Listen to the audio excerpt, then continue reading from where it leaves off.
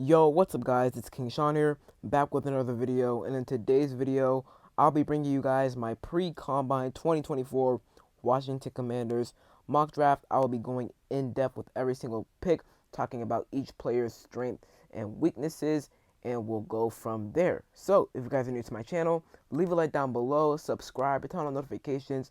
I'm on with the 3K subs. If you could hit that sub button, I'd really appreciate it. And with that out of the way, let's get straight into the video.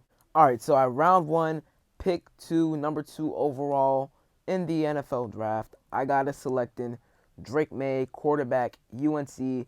The debates, man. And by the way, this is going to be a 4-round mock draft. Sorry I did not mention that in the intro. But man, the debates that have been going on all offseason and will be going, continue to go on all offseason up until the draft, right before the draft, about who the Commanders should draft at two, Drake Maye or Jayden Daniels. Whichever one we draft, fans are gonna be mad because I feel like Drake Maye fans honestly like both Jayden Daniels and Drake Maye, but Jayden Daniels fans, I feel like hate Drake Maye. I'm not sure why, they just hate him. But man, I love Drake Maye. I feel like he's better than Jayden Daniels. Let's go over his stats real quick before we go to his strengths and weaknesses. Obviously, him and Sam Howell, they already got that connection with each other. In 2022, his first year as a starter with UNC, he had a 66.2 completion percentage, 4,321 total passing yards, 38 touchdowns to only 7 interceptions, and also he ran the ball as well. I want to see if I can find that. Yes, so in 2022, he had 184 carries for 698 yards and 7 touchdowns. The following year in 2023, dipped a little bit in his rushing production, 112 carries, 449 yards on the ground, 9 touchdowns. That's a lot of touchdowns, to be honest. And then in 2023, through the air, he had a 63.3 completion percentage, 3,608 yards, 24 touchdowns, 9 interceptions. So Drake Maye, what I love about Drake Maye, let's get to the strengths and weaknesses. Well, actually, before we get to that, a lot of people talk about how Drake Maye kind of fell off towards the end of the season in his 2021 and 2022 season. He was still very solid. He did look better early on in the season before, that little late season skid, but he still looked pretty solid. And I mean, the UNC's defense, they were giving up like 40 points per game, something like that, 35, 40 points per game on average, which is pretty bad. So, and his receivers were bad as well. Like, compared to Jayden Daniels' receivers, he had, Malik Nabers, Brian Thomas, and that Lacey dude. Drake Maye's weapons weren't that good, so you can't really fault him of all of it. He was, maybe you could say he was like somewhat of the part of UNC's, losing streak towards the end of the season, but he was still very solid. Anyways, his strengths and weaknesses, obviously he's 6'4", 230 pounds. He has elite talent, prototypical quarterback in terms of size, solid athleticism, can push ball outside the numbers. Some of his weaknesses include needs to work on a bit of his footwork. That's one thing I noticed on tape or film. Makes poor decisions at times. He likes to put on the superhero cape at times. He's kind of like Justin Herbert, Josh Allen. Y'all know how Josh Allen is. He turnovers the ball a lot with him trying to play superhero or forcing the ball in places where he doesn't need to. And then fell off a bit, like I said, towards the end of the 2023 season and even the 2022 season as well. Although he had a better 2022 season than 2023 season. But overall, man, Drake Maye, he is a great quarterback prospect. My top 5 quarterback prospects go in this order. Number 1, Caleb Williams. Number 2, Drake Maye. Number 3, Jayden Daniels. Number 4, Bo Nix. Number 5, J.J. McCarthy. And unfortunately, number 6, Michael Penix. I do like J.J. McCarthy a bit more than Penix, but I do think J.J. McCarthy is pretty mid in my opinion. I wouldn't really want us to draft him. I hope the Giants draft him, but I really wouldn't want my Commanders to draft him. But Drake Maye, overall, I feel like this will be a very, very, very good pick for us. All right, so with our second overall pick 36, I have us selecting Chop Robinson. And Chop Robinson, he's a very interesting prospect because if you look at his stats, I mean, first off, he's a Maryland alum. He's from Gaithersburg, Maryland, so shout outs to him. That's why I love him so much. Not just because of what he can do on the field, but a little biased towards Maryland because I'm from here. But he attended Maryland in his freshman season. He didn't play much, had 19 total tackles, 12 solo tackles, 7 assists, 2 sacks. Then he transferred to Penn State the following season, didn't play much again. He only had 1 total tackle, actually. But this past season at Penn State, he was looking really, really good. He had 15 tackles, 12 solo tackles, 3 assists, 1 pass deflection, 4 sacks, and 2 forced fumbles.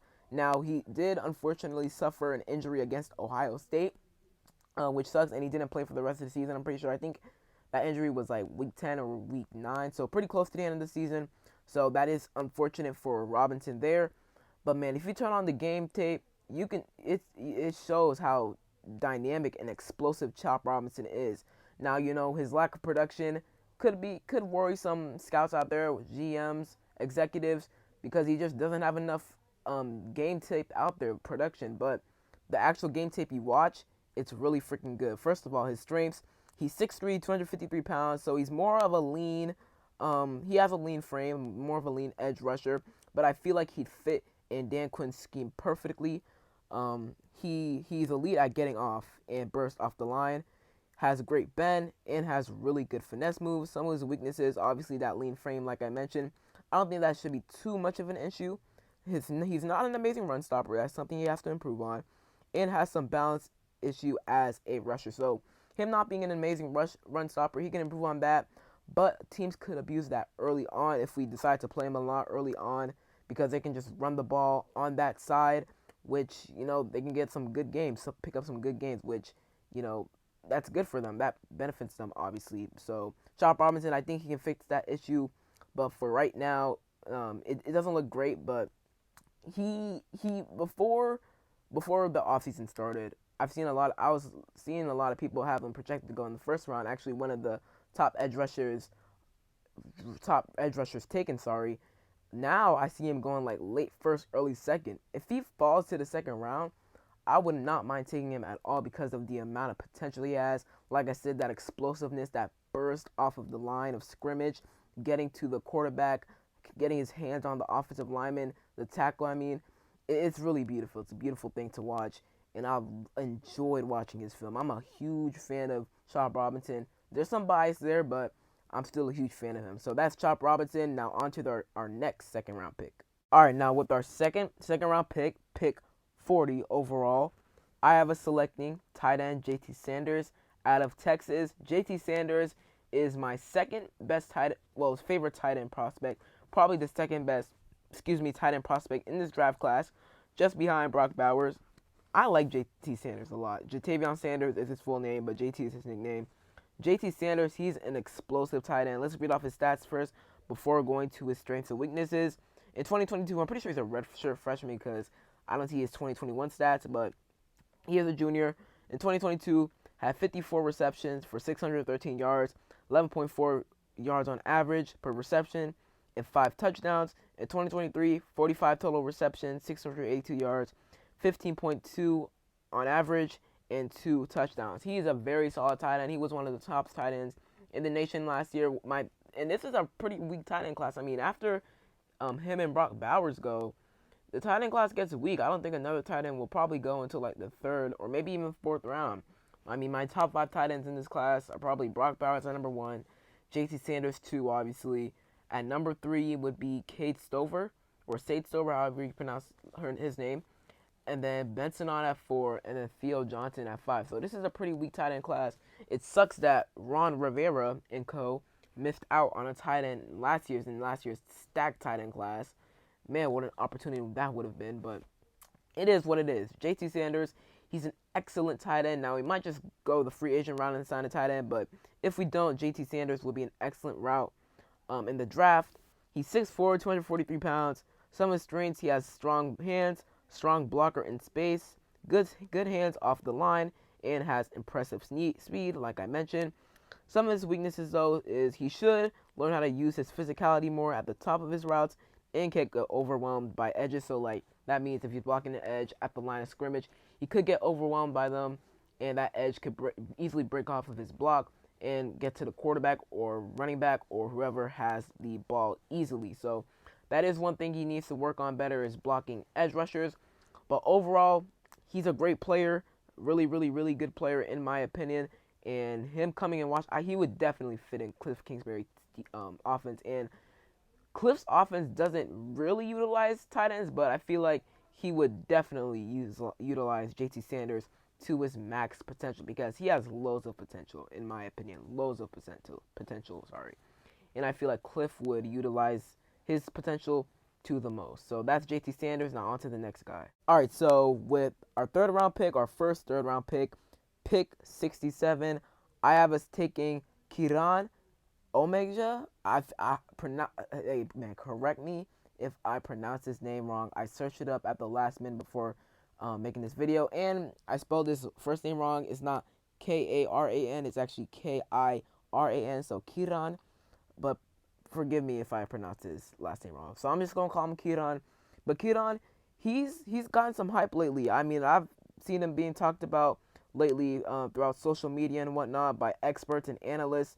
He's an underrated tackle prospect. He's probably gonna go on day 2. He could go late second round, but I feel like he'll be there early third round for us at Pitt 67, and he's a very solid tackle. Like I said, he's from Yale. He played in the Ivy League, so a little less competition, but still performed very well these past 3 seasons at Yale.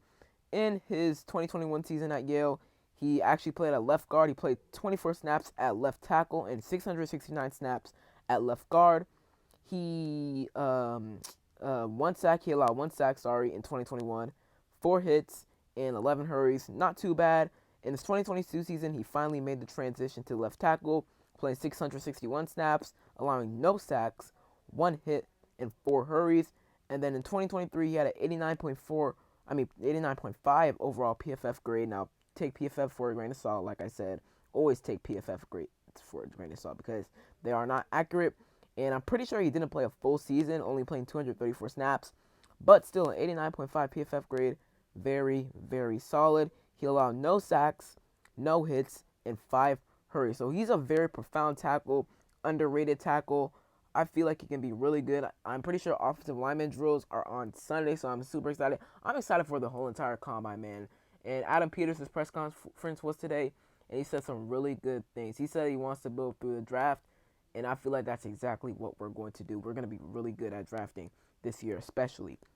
Let's go over Kiran's strength and weaknesses. He's 6'5", 326 pounds, so he has great size. He has elite athleticism, has raw power capacity, massive frame, has the ability to mold defenders out of the gap.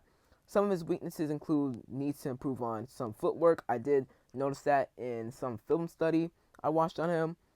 Has some false start issues and missed most of 2023 season due to injury. So like I said, his lack of snaps in 2023 is due in part to injury, which he still had a really good grade. He still had a pretty good season in 2023 before he got injured. So Kiran, he'd be a very solid left tackle for us. Maybe right tackle, but most likely left tackle with this size. He'd be a very solid left tackle. Then we'd only have to address right tackle, or we go right tackle and then address left tackle. I think in my past mock drafts, I've had us go like Tyler Guyton in second round, or like Jordan Morgan. One of those two guys at right tackle or left tackle. I'm pretty sure Tyler Guyton's a right tackle, and then Jordan Morgan, he can play either or. Those guys are good tackles as well. But Kiran, he's an underrated tackle, in my opinion, in this draft, and I feel like he'd be a really good pick for us. All right, now with our second, third round pick 101 overall, I got us taking Khyree Jackson, cornerback out of Oregon. Now, hey man, Khyree Jackson, he's another guy from Maryland, so like Chop Robinson. Hey man, little bias, I'll admit, but he's from Upper Marlboro, Maryland, so you know I gotta shout him out for that. But he spent his first 2 seasons at Alabama. Didn't do much at Alabama in his first season at Alabama in 2021. 7 total tackles, 2 pass deflections, 7 tackles again in 2022. Then he made the transfer to Oregon, and he absolutely balled out.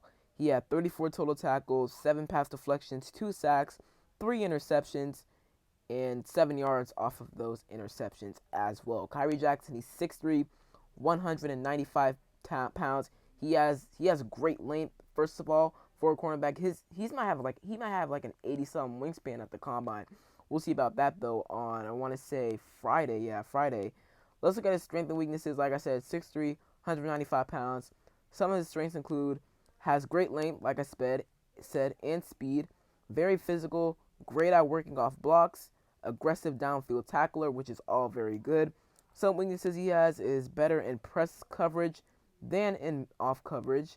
Likes to give a bit too much cushion playing off coverage, which is something he needs to work on now. He could be assigned to that, which would not be his fault, but Sometimes he does like to give too much cushion in off coverage or zone coverage. Now I'm pretty sure it's off coverage, yeah, not zone coverage, but he does need to learn how to not give so much cushion in off coverage, because that could be a bad thing where the wide receiver could just run a quick little slant route or a quick little double move and easily get him toasted. So that's one thing he does need to improve on.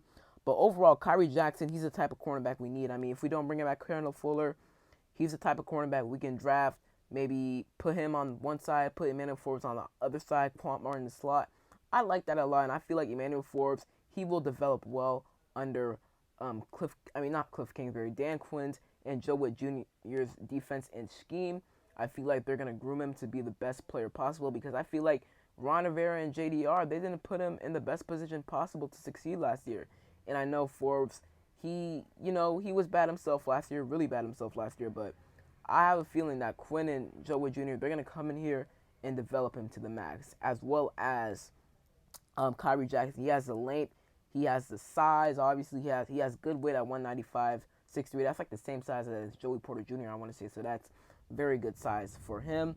So overall, Kyrie Jackson, this will be a very, very, very good pick for us. All right, now the final guy I have in this 4-round mock draft, pick 103 overall, linebacker Cedric Gray out of North Carolina. That's 2 North Carolina guys I got in this mock draft.